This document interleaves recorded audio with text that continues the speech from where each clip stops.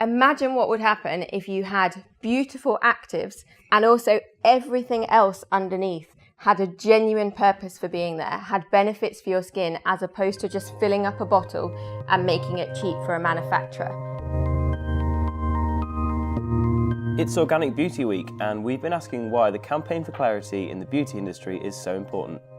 I've dedicated the last 7 or 8 years of my spa industry career to organic and organic formulation, and I really frequently get asked by people, what do you think of this cosmeceutical medical brand? Or can we have your products in our spa but they sit alongside this ferocious skin peeling microderm concept? And you know what? My answer isn't what you would often think it is.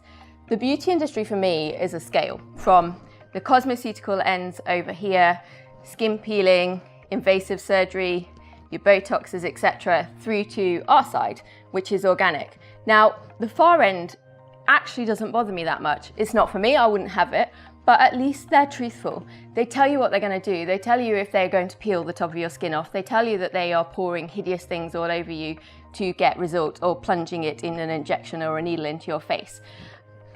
My problem is that probably 95% in the middle who use the words botanical, they use the words natural, and they sell themselves drastically on being science with nature-based products, and they take people's hard-earned cash when they believe that they are buying something that is natural and organic. But you look through the ingredient list and they are just packed full of absolute rubbish.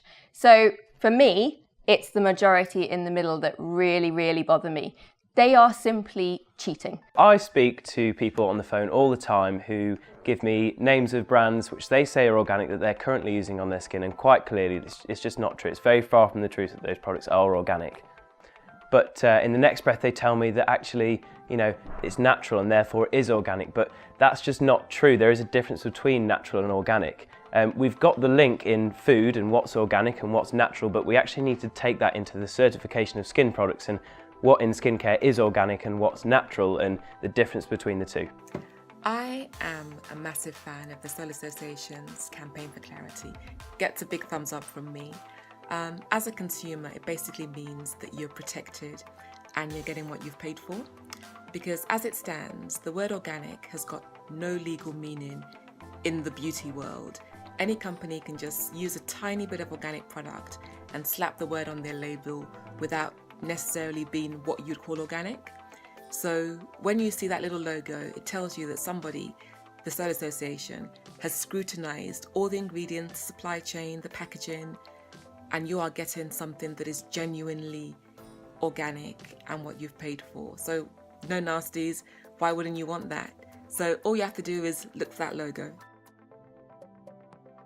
Hi there, it's Haley and Lauren here from the Soil Association, and we are in the midst of Organic September here at Roman Road Yard Market, celebrating all things organic.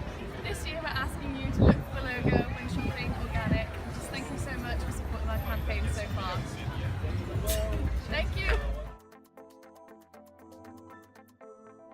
So we're here talking about Organic Beauty Week, which is a celebration and education of organic skincare. And interesting, that's something I came to through a different avenue, which was health and nutrition, something that was very important to me when I was playing rugby. And I spent a lot of time looking at nutrition and what ingredients you should put in your body to get the best outcome, and also ultimately how important the quality of those products and ingredients were, and in specifics talking about organic and natural and how they were produced.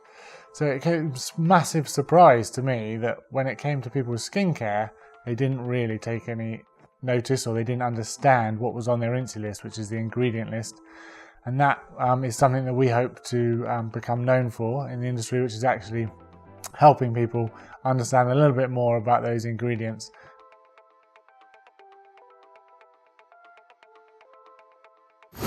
For me, because I've got such a clean diet, I would opt to go to a brand that has got a clean background in it, so i.e. the organic range, the endorsement from the Soil Association would buy me peace of mind that I'm putting clean products onto my skin. I am 100% behind the campaign for clarity. It is so needed to clear up this confusion between greenwashing and brands that are doing absolutely incredible work that are sourcing their ingredients ethically, they're organically farmed, their packaging sustainable, they really believe in their products and they work, compared to really cheap ingredients that they haven't got a clue where they've been sourced and they've just been thrown together with the word natural on. Like, there's a huge disparity and it really needs clearing up, which is why I think the campaign for clarity is essential and it's absolutely brilliant. We want to be giving our money to those brands who are willing to go above and beyond and who are willing to have a broader conversation about standards, ethics, ingredients, and to continue improving those. And I think organic certification, organic standards helps tremendously with that. I think if we didn't have that, that conversation would be significantly set back. So I find it really important. I choose all organic for my family and for myself, and you know, the availability is better than ever, the choice is better than ever. There needs to be a campaign for clarity because people are being greenwashed by products, and it's a good way of educating the public to understand what organic actually means. You assume that if a product or a brand says it's natural, then it genuinely is natural and there's nothing nasty in there. But that's the problem. Like, it's just greenwashing, it's marketing hype. It doesn't mean anything unless you've done the research yourself to then understand what all the ingredients are, and then you can make up your mind that way. This is written by Fiona, founder of Beauty Shortlist, who really wanted to be involved but had limited video access, and so she took to pen and paper for us. When you buy a product for you, or say your new baby, and you're looking for clean green skincare, brands that greenwash and pretend they're clean until the label gives the game away are tricksters. Deceiving consumers into buying something they believe is pure and safe, but it isn't, is simply shameful. Greenwashing is a blatant, underhand, profit-driven, complete breach of trust between the offending corporate beauty brands, many of them global giants, and us, the consumers. Masquerading as natural while packing cheap, toxic chemicals into their formulas, including baby products, is reprehensible. Always read the label, our mantra since 2009. Seek out the beautiful, ethical, trusted brands to fall in love with, and in your quest for gorgeous green brands, the Soil Association's campaign for clarity and its logo are so important. Not just for raising awareness, but as a trustworthy guide on the wonderful path to gorgeous, feel-good, clean, green beauty. From Fiona, founder of the Beauty Shortlist, the Beauty Shortlist Awards, and the Beauty Shortlist Mama and Baby Awards. Yeah, the last couple of years there's a lot of people just asking and more aware of like mineral oils and lanolin oils, that they are more aware of things that they are putting on their skin.